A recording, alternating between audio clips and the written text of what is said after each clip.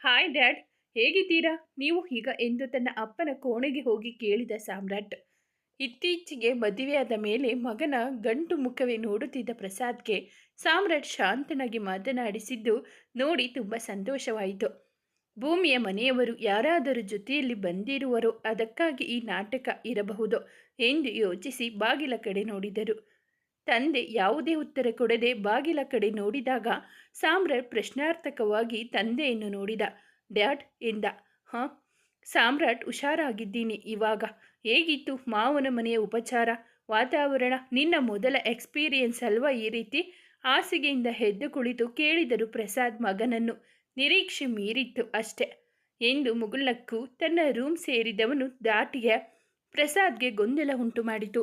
ಅತ್ತೆ, ನನಗೆ ಎಷ್ಟು ಆಶ್ಚರ್ಯ ಆಯಿತು ಗೊತ್ತಾ. ಮದುವೆ ಆದ ಮೇಲೆ ಇವರನ್ನು ಇಷ್ಟು ಖುಷಿಯಾಗಿ ಇದೇ ಮೊದಲು ನೋಡಿದ್ದು ನಾನು. ಏನೋ ಒಂದು ಹೊಸತನ ಇತ್ತು ಅವರಲ್ಲಿ. ಪೂಜೆ ದಿನ ಸಂಜೆಯವರೆಗೂ ಮುಖ ಊದಿಸಿಕೊಂಡಿದ್ದರು. ಆಮೇಲೆ ಬಹುಶಃ ನಿಮ್ಮ ಜೊತೆ ಕಾಲ್ ಮಾಡಿ ಮಾತನಾಡಿದ ಮೇಲೆ ಏನೋ ಹೊಸ ಬದಲಾವಣೆ ಇತ್ತು. ಅಜ್ಜ, ಅಪ್ಪ, ಅಣ್ಣನ ಜೊತೆ ಎಲ್ಲ ತುಂಬ ಖುಷಿಯಾಗಿ ಮಾತನಾಡಿದರು. ಮತ್ತೊಂದು ವಿಷಯ ಗೊತ್ತಾ ಅತ್ತೆ, ಅವರನ್ನು ನಿದ್ದೆಯಿಂದ ನಾನು ಎಬ್ಬಿಸಿದ್ರೂ ಕೋಪಿಸಿಕೊಳ್ಳಲಿಲ್ಲ ಅವರು. ಸಡನ್ ಆಗಿ ಹೇಗೆ ಎನ್ನುತ್ತಾ ಅನ್ನಪೂರ್ಣರ ಜೊತೆ ಹೊರಗಿನಿಂದ ಮನೆಯೊಳಗೆ ಬಂದಳು ಭೂಮಿ. ಹಬ್ಬ, ನನಗೆ ಆಶ್ಚರ್ಯ ಆಗ್ತಿದೆ. ಹಾಗಾದರೆ ನಾನು ಬಿಟ್ಟ ಬಾಣದ ಗುರಿ ಸರಿಯಾದ ಕಡೆಗೆ ಬಿದ್ದಿದೆ ಅಂತ ಆಯಿತು ಎಂದು ಒಳಗೊಳಗೆ ನಕ್ಕರು ಅನ್ನಪೂರ್ಣ. ಭೂಮಿ ಏನು ಅರ್ಥವಾಗದೆ ಅನ್ನಪೂರ್ಣರ ಮುಖ ನೋಡಿದಳು. ಅತ್ತಿ ಸೊಸೆ ಸೇರಿ ಸಾಮ್ರಾಟ್ನ ಬಗ್ಗೆ ಮಾತಾಡ್ತಾ ಇದ್ದೀರಾ? ಏನೋ ಚೇಂಜಸ್ ಕಾಣ್ತಿದೆ ಅವನಲ್ಲಿ. ಅಂಥದ್ದು ಏನಾಯಿತು ಭೂಮಿ ಅಲ್ಲಿ? ವಿಷಯ ತಿಳಿಯುವ ಕುತೂಹಲ ಪ್ರಸಾದ್ಗೆ. ಮಗನ ವರ್ತನೆಗೆ ಕಾರಣ ತಾವು ಹೇಳಿದ ಬುದ್ಧಿಮಾತೆ ಎಂಬುದು ಖಚಿತವಾಗಿತ್ತು ಅನ್ನಪೂರ್ಣರಿಗೆ. ಕೆಲವೊಮ್ಮೆ ಮಾತುಗಳು ಮನಸ್ಸಿಗೆ ನಾಟಬೇಕು, ಅಂದರೆ ಪರಿಸ್ಥಿತಿ ಪೂರಕವಾಗಿರಬೇಕು. ಇಲ್ಲಿ ನಮ್ಮ ಮಗನ ವಿಷಯದಲ್ಲೂ ಆದದ್ದು ಅಷ್ಟೇ. ಇನ್ನೊಬ್ಬರ ಕಷ್ಟವನ್ನು ಅವನು ಅನುಭವಿಸಿದ ಕಾರಣ ಅದರ ಅರಿವು ಅವನಿಗೆ ಬಂತು. ಅದೇ ಸರಿಯಾದ ಸಂದರ್ಭ ಅಂದುಕೊಂಡು ಹಸಿ ಮಣ್ಣಿಗೆ ಕಲ್ಲು ಹೊಡೆದೆ.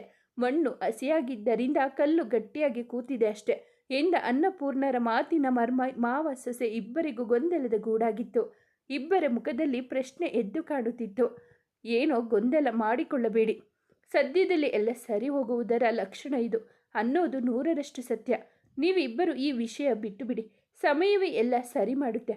ಭೂಮಿ, ನೀನು ಹೋಗಿ ಫ್ರೆಶ್ ಆಗಿ ಬಾ, ಅಡುಗೆ ರೆಡಿ ಇದೆ, ಎಲ್ಲರೂ ಊಟ ಮಾಡೋಣ ಎಂದು ಅನ್ನಪೂರ್ಣ ಮಾತು ಬದಲಾಯಿಸಿದರು. ಅವರಾಡಿದ್ದ ಮಾತು ಕುತೂಹಲ ಹುಟ್ಟಿಸಿತು ಭೂಮಿಗೆ. ಆ ಬಗ್ಗೆ ಸಮಯ ಬಂದಾಗ ತಿಳಿದುಕೊಂಡರಾಯಿತು ಎಂದುಕೊಂಡು ಬ್ಯಾಗ್ ಹಿಡಿದು ಮಹಡಿ ಏರಿದಳು. ರಾತ್ರಿ ಊಟದ ವೇಳೆಯಲ್ಲೂ ಸಾಮ್ರಾಟ್ ಅನಗತ್ಯ ಕೋಪಿಸಿಕೊಳ್ಳದೆ ತನ್ನ ಪಾಡಿಗೆ ಊಟ ಮಾಡಿ ಎದ್ದು ಕೈ ತೊಳೆದ. ಮಾಮ್, ನಾಳೆ ಒಂದು ಸ್ವಲ್ಪ ಬೇಗ ಆಫೀಸ್ಗೆ ಹೋಗ್ತೀನಿ. 2 ದಿನದ ಅಪ್ಡೇಟ್ಸ್ ಎಲ್ಲ ನೋಡಬೇಕು. ಬ್ರೇಕ್ಫಾಸ್ಟ್ ಸ್ವಲ್ಪ ಬೇಗ ರೆಡಿ ಮಾಡಿಬಿಡಿ, ನಿದ್ದೆ ಬರ್ತಿದೆ, ಗುಡ್ ನೈಟ್ ಎಂದು ತಿರುಗಿ ನಿಂತಾಗ ನಿಮ್ಮ ಮೊಬೈಲ್ ಇಲ್ಲೇ ಇದೆ. ಮರೆತೇ ಬಿಟ್ಟೆ, ಥ್ಯಾಂಕ್ಸ್ ಎಂದು ಮೊಬೈಲ್ ಹಿಡಿದು ನೇರವಾಗಿ ಕೋಣೆಗೆ ಹೋದ. ಭೂಮಿಯ ಜೊತೆಗಿನ ಅವನ ವರ್ತನೆ ಪ್ರಸಾದ್ನ ಉಬ್ಬೇರಿಸಿತು. ಹಬ್ಬಬ್ಬ, ಸ್ವಲ್ಪ ದಿನದ ಹಿಂದೆ ಇದೇ ಸಿಚುವೇಶನ್ ಬಂದಿದ್ದರೆ ಪರಿಸ್ಥಿತಿ ಹೇಗಿರ್ತಿತ್ತು? ವಿನಾಕಾರಣ ಭೂಮಿಯ ಮೇಲೆ ಕೂಗಾಡಿ ಅವಳನ್ನು ಕಣ್ಣೀರು ಹಾಕಿಸಿ ಹೋಗ್ತಿದ್ದ. ಅಂಥದ್ದರಲ್ಲಿ ಈಗ ಥ್ಯಾಂಕ್ಸ್, ಗ್ರೇಟ್ ಎಂದು ಅಚ್ಚರಿಪಟ್ಟರು ಪ್ರಸಾದ್. ಹೀಗೆ ಅತ್ತೆ ಅಲ್ಲಿಯೂ ಕೂಡ. ಅಲ್ಲಿ ಆದ್ರೆ ಮನೆಯವರೆಲ್ಲ ಇದ್ದರು ಅಂದುಕೊಳ್ಳೋಣ. ಬರುವಾಗ ಕಾರಲ್ಲೂ ಹೀಗೆ. ನಂಗ್ಯಾಕೋ ಮೊದಲಿಗಿಂತ ಈ ವರ್ತನೆ ಹೆಚ್ಚು ಭಯ ಹುಟ್ಟಿಸ್ತಿದೆ. ಎಲ್ಲಿ ಒಮ್ಮೆಲೆ ಸಿಡಿದು ಬಿಡ್ತಾರೋ ಅಂತ. ಊಟದ ತಟ್ಟೆಯಲ್ಲಿ ದೃಷ್ಟಿ ಇಟ್ಟು ಹೇಳಿದಳು ಭೂಮಿ. ನಿಶ್ಚಿಂತೆಯಾಗಿರು ಭೂಮಿ, ಇದು ಅವನ ಒಳ್ಳೆಯ ಬದಲಾವಣೆ ಅನ್ನೋದನ್ನು ಅವನ ತಾಯಿಯಾಗಿ ನಾನು ಭರವಸೆ ಕೊಡ್ತೀನಿ ಎಂದರು ಅನ್ನಪೂರ್ಣ. ಅತ್ತೆಯ ಮಾತಿನ ಮೇಲೆ ನಂಬಿಕೆ ಇದ್ದ ಭೂಮಿಗೆ ಅವರ ಮಾತು ನಿರಾಳತೆ ನೀಡಿತು. ಸಾಮ್ರಾಟ್ ಹೇಳಿದಂತೆ ಅವನು ಮರುದಿನ ಬೇಗನೆ ಆಫೀಸಿಗೆ ಹೊರಟ. ಬೆಳಗಿನ ಉಪಹಾರದ ನಂತರ ಭೂಮಿ ಅತ್ತೆ ಮಾವನ ಜೊತೆ ಕುಳಿತು ತವರು ಮನೆಯಲ್ಲಿ ನಡೆದುದನ್ನೆಲ್ಲ ಮೆಲುಕು ಹಾಕಿ ಸಂಭ್ರಮಪಟ್ಟಳು. ಅಜ್ಜಿಯಂತೂ ತುಂಬ ಖುಷಿಪಟ್ಟರು ಅನ್ನೋದು ತೃಪ್ತಿ ನನಗೆ. ಪಾಪ, ನಾನು ಇಲ್ಲಿಗೆ ಬರೋಕೆ ಹೊರಟು ನಿಂತಾಗ ಎಲ್ಲರೂ ತುಂಬ ಬೇಜಾರು ಮಾಡಿಕೊಂಡರು. ಮತ್ತೊಮ್ಮೆ 1 ವಾರ ಇರುವ ಹಾಗೆ ಬರ್ತೀನಿ ಅಂದಾಗ ಸ್ವಲ್ಪ ಸಮಾಧಾನವಾಯಿತು ಅವರಿಗೆ. ತನ್ನ ಮನೆಯವರ ಬಗ್ಗೆ ಮಾತನಾಡುವಾಗ ಉದ್ವೇಗ ತುಂಬಿತು ಅವಳ ಮಾತಿನಲ್ಲಿ. ಭೂಮಿ, ನೀನು ಯಾವತ್ತೂ ಹೀಗೆ ಖುಷಿಯಾಗಿರು. ನಾವು ಯಾವತ್ತೂ ನಿನ್ನನ್ನು ಈ ರೀತಿ ನೋಡೋಕೆ ಬಯಸ್ತೀವಿ ಎಂದು ಅನ್ನಪೂರ್ಣ ಸೊಸೆಯ ತಲೆ ನೆವರಿಸಿದರು. ಅತ್ತೆಯ ಮಾತಿಗೆ ಭೂಮಿಯ ಮುಗುಳ್ನಗೆ ಪ್ರತ್ಯುತ್ತರವಾಗಿತ್ತು. ಭೂಮಿ, ನೀನು ಮದುವೆಯಾಗಿ ಇಲ್ಲಿಗೆ ಬಂದ ಮೇಲೆ ನಿನಗೆ ಅಂತ ನಾನೇನು ಕೊಟ್ಟಿಲ್ಲ. ಇದು ನಾನು ನಿನಗೆ ಉಪಯೋಗವಾಗುತ್ತೆ ಅಂತ ಅಂದ್ಕೊಂಡು ಕೊಡ್ತಿರೋದು. ತಗೋ, ಈ ಮೊಬೈಲ್ ನಿನಗೆ. ನಿನಗೆ ಮೊಬೈಲ್ ಬಳಕೆ ಇಷ್ಟ ಇಲ್ಲ ಅಂತ ಅವತ್ತೇ ಹೇಳಿದ್ದೆ. ನೀನು ನನಗೆ ನೆನಪಿದೆ. ಆದರೆ ಭೂಮಿ, ಕಾಲಕ್ಕೆ ತಕ್ಕಂತೆ ನಾವು ಬದಲಾಗಬೇಕು. ಸಮಾಜದಲ್ಲಿ ಇತರರಂತೆ ನಾವು ಬಲಿಷ್ಠರಾಗಬೇಕು. ಬೆರಳ ತುದಿಯಿಂದ ಜಗತ್ತಿನ ಆಗುಹೋಗುಗಳನ್ನು ತಿಳಿದುಕೊಳ್ಳುವ ಕಾಲಕ್ಕೆ ಬಂದಿದ್ದೇವೆ ನಾವೀಗ. ಆಧುನಿಕತೆ ಅಪ್ಡೇಟ್ ಆದಂತೆ ನಾವು ಅದಕ್ಕೆ ಹೊಂದಿಕೊಳ್ಳಬೇಕು. ಆದ್ದರಿಂದ ನಮ್ಮತನಕ್ಕೆ ಯಾವುದೇ ತೊಂದರೆ ಬರುವುದಿಲ್ಲ. ಮೊಬೈಲ್ ಬಳಕೆ ನಿನ್ನ ಅತ್ತೆಯ ಸಹಾಯದಿಂದ ಕಲಿತುಕೋ. ಎಂದಿಗೂ ಉಪಯೋಗಕ್ಕೆ ಬರುತ್ತದೆ ನಿಂಗೆ ಅದು ಎಂದು ಹೊಸ ಮೊಬೈಲ್ ಒಂದನ್ನು ಭೂಮಿಯ ಕೈಗಿಟ್ಟರು ಪ್ರಸಾದ್. ಅಯ್ಯೋ ಮಾವ, ದಯವಿಟ್ಟು ನನಗಿದು ಬೇಡ. ಇದನ್ನು ಬಳಸುವುದು ಹೇಗೆ, ನಿಭಾಯಿಸುವುದು ಹೇಗೆ ಅನ್ನುವ ಭಯಕ್ಕಿಂತಲೂ ಎಲ್ಲಿ ಸಂಬಂಧಗಳ ಮೌಲ್ಯ ಇದರಿಂದಾಗಿ ಕಡಿಮೆ ಆಗುತ್ತೆ ಅನ್ನೋ ಭಯ. ಈಗಿನ ಕಾಲದಲ್ಲಿ ಮನುಷ್ಯರಿಗಿಂತ ಬೇಗ ಮೊಬೈಲ್ ತುಂಬ ಹತ್ತಿರವಾಗಿ ಬಿಡುತ್ತೆ. ಇದರ ಗುಂಗಿಗೆ ನಾನು ಬಿದ್ದರೆ ನಿಮ್ಮ ಜೊತೆಗಿನ ಒಡನಾಟಕ್ಕೆ ಅಡ್ಡಿಯಾದರೆ ಅನ್ನೋ ಭೀತಿ. ಹಾಗಾಗಿ ನಾನು ಈಗ ಹಾಗೆಯೇ ಇರ್ತೀನಿ. ಭೂಮಿ ನಿರಾಕರಿಸಿದಳು. ಅವೆಲ್ಲ ನಾವು ಅದನ್ನು ಎಷ್ಟರ ಮಟ್ಟಿಗೆ ಉಪಯೋಗಿಸ್ತೀವಿ ಅನ್ನೋದರ ಮೇಲೆ ನಿಂತಿದೆ ಭೂಮಿ. ನಾವು ಕೂಡ ಮೊಬೈಲ್ ಬಳಸ್ತೀವಿ, ಹಾಗಂತ ಅದೇ ಮುಖ್ಯ ಅಂತ ನಾವು ಯಾವತ್ತೂ ವರ್ತಿಸಿಲ್ಲ ಅಲ್ವಾ? ನಾವು ಬಳಸುವ ಉದ್ದೇಶ ಸರಿಯಾಗಿದ್ದರೆ ನಮಗೆ ಆದ್ದರಿಂದ ಅನುಕೂಲವೇ ಹೆಚ್ಚು. ಧೈರ್ಯವಾಗಿ ಸ್ವೀಕರಿಸು. ಅನ್ನಪೂರ್ಣ ಸೊಸೆಯ ಭುಜ ಹಿಡಿದರು.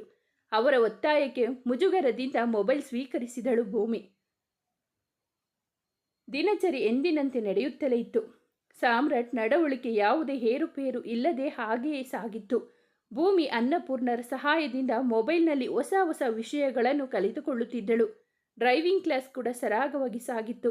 ಜೊತೆಗೆ ಅತ್ತೆ ಮಾವನ ಜೊತೆ ಮನಸ್ಸು ಬಿಚ್ಚಿ ಮಾತನಾಡಲು ದಿನಚರಿಯಲ್ಲಿ ಒಂದಷ್ಟು ಸಮಯ ಮೀಸಲಿಡುತ್ತಿದ್ದಳು. ಒಂದು ಬೆಳಿಗ್ಗೆ ಎಂದಿನಂತೆ ಆಫೀಸಿಗೆ ಹೊರಟ ಸಾಮ್ರಾಟ್, ಮಾಮ್, ಇವತ್ತು ನನ್ನ ಫ್ರೆಂಡ್ಸ್ ಒಂದು 5 ಜನ ಊಟಕ್ಕೆ ಮನೆಗೆ ಬರ್ತಾರಂತೆ. ತುಂಬ ಸಮಯ ಆಗಿತ್ತು ಭೇಟಿಯಾಗಿ. 2 ಇಲ್ಲಿಯವರೇ, 3 ನಾರ್ತ್ ಇಂಡಿಯನ್ಸ್. ಅವರಿಗೆ ನಮ್ಮ ಅಡುಗೆ ಅಷ್ಟು ಹಿಡಿಸೋದಿಲ್ಲ.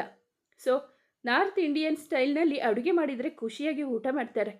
ನೀವು ಒಂದ್ಸಲ ಟ್ರೈ ಮಾಡಿದ್ರಲ್ಲ ನಾರ್ತ್ ಇಂಡಿಯನ್ ಡಿಶ್, ಅದು ಸಖತ್ತಾಗಿತ್ತು. ಅದೇ ರೀತಿ ಮಾಡಿ. ಕಷ್ಟ ಆಗುತ್ತೆ ಅಂದರೆ ಆರ್ಡರ್ ಮಾಡೋಣ, ಪರವಾಗಿಲ್ಲ ಎಂದು ಅನ್ನಪೂರ್ಣರ ಪ್ರತಿಕ್ರಿಯೆಗೆ ಕಾದ ಸಾಮ್ರಾಟ್. ಹೊರಗಿಂದ ಆರ್ಡರ್ ಮಾಡಿ ಮನೆಯಲ್ಲಿ ತಿನ್ನೋದರಲ್ಲಿ ಏನಿದೆ, ಮನೆಯಲ್ಲೇ ಮಾಡೋಣ, ನಮಗೂ ಚೇಂಜ್ ಇರುತ್ತೆ. ಭೂಮಿ ಕೂಡ ಇದ್ದಾಳಲ್ವ, ಜೊತೆಯಾಗಿ ಮಾಡಿದರೆ ಆಯಿತು. ನೀನು ಅವರನ್ನು ಧೈರ್ಯವಾಗಿ ಕರ್ಕೊಂಡು ಬಾ ಎಂದರು Annapurna. Okay mom, thank you ಎಂದವನು ಆಫೀಸ್ಗೆ ಹೊರಟ. ಸಾಮ್ರಾಟ್ ಹೋದ ಬಳಿಕ ಏನೋ ಯೋಚಿಸಿದ ಅನ್ನಪೂರ್ಣ ಮೊಬೈಲ್ ಹಿಡಿದು, ಮೀಟಿಂಗ್ ಇದೆಯಾ? ತುಂಬ ಇಂಪಾರ್ಟೆಂಟ್. ಸರಿಯಾಗಿದ್ದರೆ ಬರ್ತೀನಿ ಎಂದರು. ಯಾವುದೇ ಕರೆ ಬಂದಿದ್ದು ಪ್ರಸಾದ್ನ ಗಮನಕ್ಕೆ ಬಂದಿರಲಿಲ್ಲ. ಆದರೂ ಅನ್ನಪೂರ್ಣ ಫೋನ್ನಲ್ಲಿ ಮಾತನಾಡಿದ್ದು ಅವರಿಗೆ ವಿಚಿತ್ರ ಎನಿಸಿತು. ಭೂಮಿ, ಒಂದು ದೊಡ್ಡ ಸಮಸ್ಯೆ ಆಯ್ತಲ್ಲ.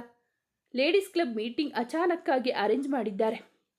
ಸಾಮ್ರಾಟ್ಗೆ ಬೇರೆ ಅಡುಗೆ ಮಾಡ್ತೀನಿ ಅಂತ ಪ್ರಾಮಿಸ್ ಮಾಡಿದ್ದೇನೆ. ಮೀಟಿಂಗ್ ಚಕ್ಕರ್ ಹಾಕೋ ಹಾಗಿಲ್ಲ.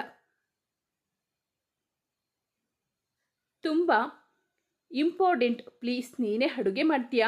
ಕಣ್ಣು ಸಣ್ಣದಾಗಿಸಿ ಕೇಳಿದರು ಅನ್ನಪೂರ್ಣ. ಅಯ್ಯೋ ಅತ್ತೆ, ನಮ್ಮ ಕಡೆ ಅಡುಗೆ ಆದರೆ 5 ಜನಕ್ಕೇನು 10 ಜನಕ್ಕೆ ಬೇಕಾದರೂ ಮಾಡ್ತೀನಿ. ಆದರೆ ಇದು ನಾರ್ತ್ ಇಂಡಿಯನ್, ನನಗೆ ಸ್ವಲ್ಪನೂ ಗೊತ್ತಿಲ್ಲ. ಅತ್ತೆ ಪ್ಲೀಸ್, ಏನಾದರೂ ಅಡ್ಜಸ್ಟ್ ಮಾಡಿ. ಆತಂಕದ ಗೂಡಾಯಿತು ಭೂಮಿಯ ಮುಖ. ಮೊಬೈಲ್ನಲ್ಲಿ ಎಲ್ಲ ಸಿಗುತ್ತೆ ಭೂಮಿ, ಪಟಪಟ ಅಂತ ಮಾಡಿಬಿಡಬಹುದು. ಬೇಡ ಬಿಡು, ನಾನು ಮೀಟಿಂಗ್ ಹೋಗಲ್ಲ. ಇದೇ ಫಸ್ಟ್ ಟೈಮ್ ಮೀಟಿಂಗ್ ಅಟೆಂಡ್ ಆಗದೆ ಇರೋದು ನಾನು.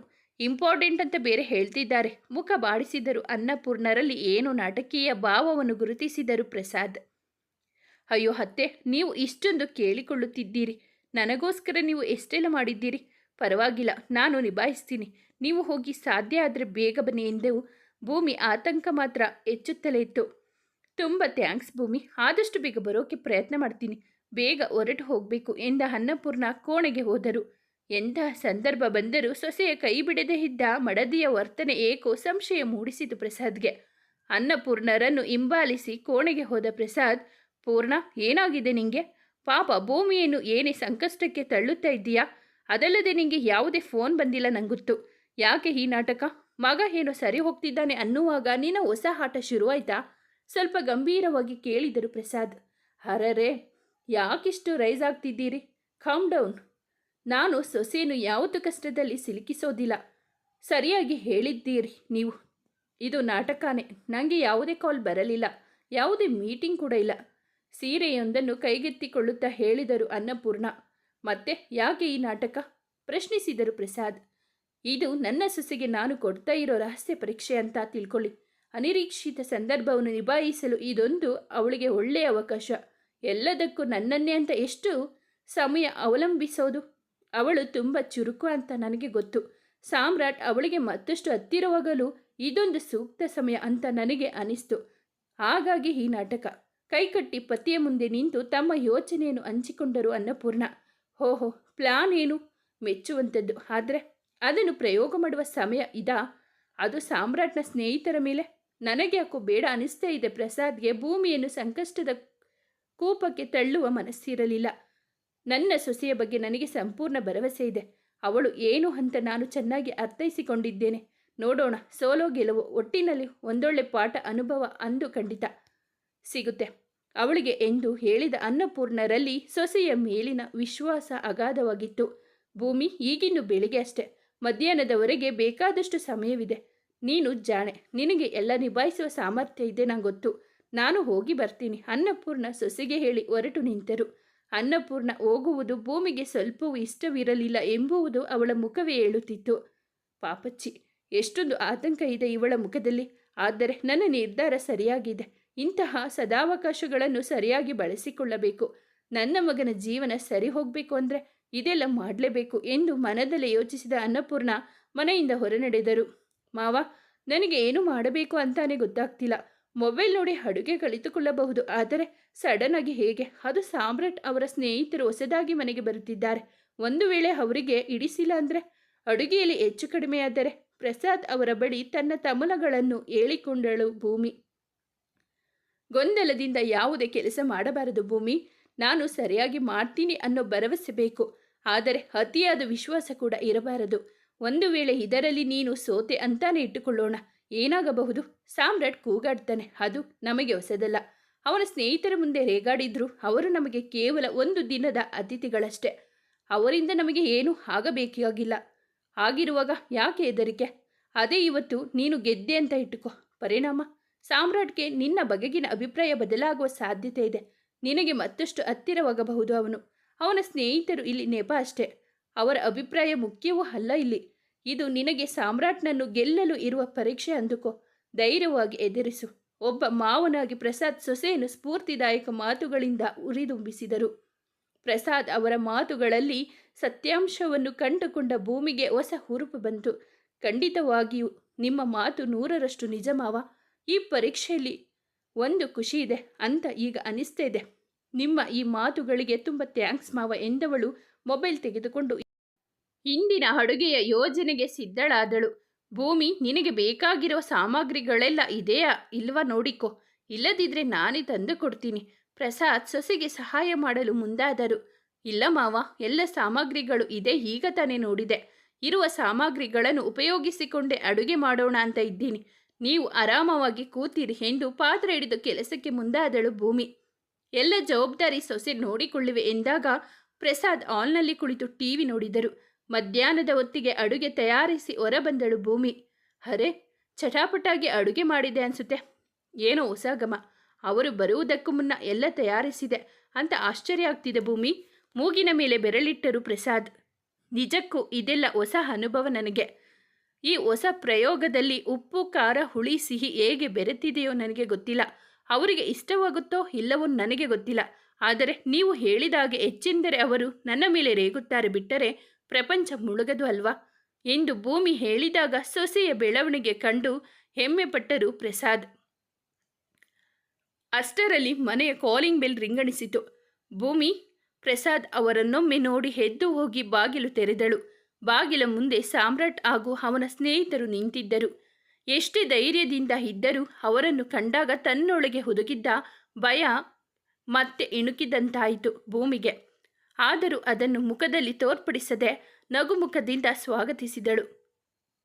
ಬನ್ನಿ, ಇದೇ ನನ್ನ ಸ್ವೀಟ್ ಹೋಮ್. ತುಂಬ ಸಮಯದಿಂದ ಬರಬೇಕು ಅಂತ ಅಂದ್ಕೊಂಡ್ರು, ನಿಮಗೆ ಬರೋಕ್ಕಾಗಿಲ್ಲ. ಫೈನಲಿ ಇವತ್ತು ಟೈಮ್ ಬಂತು. ಪ್ಲೀಸ್ ಕೂತ್ಕೊಳ್ಳಿ.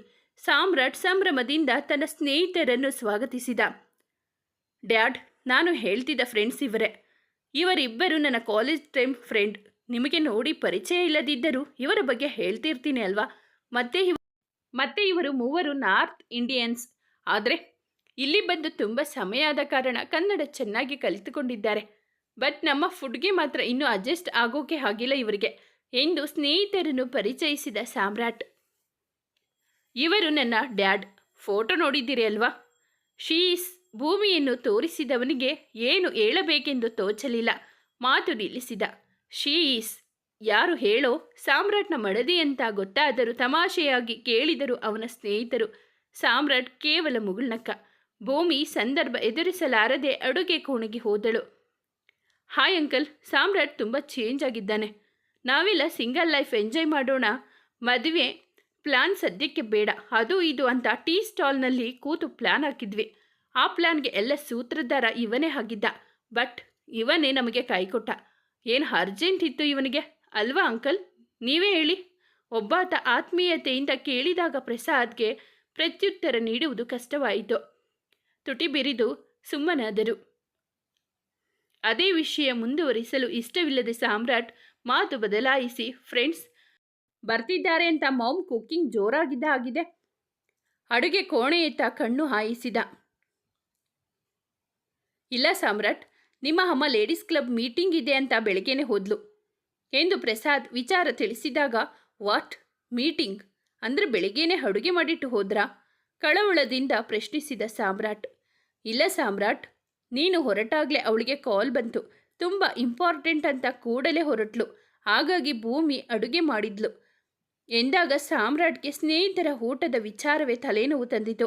ಭೂಮಿಯ ಅಡುಗೆಯನ್ನು ಅವರು ಹೇಗೆ ತಿನ್ನುತ್ತಾರೆ ಎಂದು ಆತಂಕಗೊಂಡವನು, ಓಕೆ, ನೀವು ಡ್ಯಾಡ್ ಜೊತೆ ಮಾತಾಡ್ತಾ ಇರಿ, ನಾನೀಗ ಬಂದೆ ಎಂದ ಸಾಮ್ರಾಟ್ ನೇರವಾಗಿ ಅಡುಗೆ ಕೋಣೆಗೆ ಹೋದ. ಏಯ್ ಮಾಮ್ ಎಲ್ಲಿ? ಅಡುಗೆ ನೀನೇ ಮಾಡಿದ್ಯಾ? ಮೇಲುಧ್ವನಿಯಲ್ಲಿ ಕೇಳಿದರೂ ಉದ್ವೇಗವಿತ್ತು ಅವನ ಮಾತಿನಲ್ಲಿ.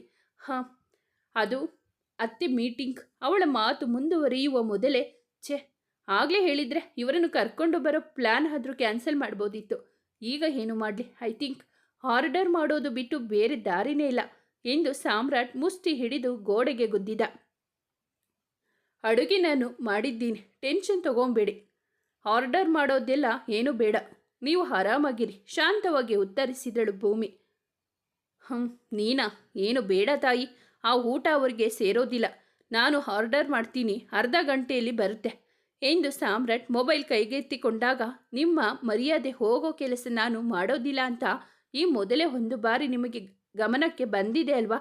ಸಾಮ್ರಾಟ್ ಪ್ಲೀಸ್ ನನ್ನನ್ನು ನಂಬಿ, ನೀವು ಹೋಗಿ ಅವರ ಜೊತೆ ಆರಾಮಾಗಿ ಇರಿ ಎಂದು ಭೂಮಿ ಭರವಸೆಯಿಂದ ಹೇಳಿದಾಗ ಸಾಮ್ರಾಟ್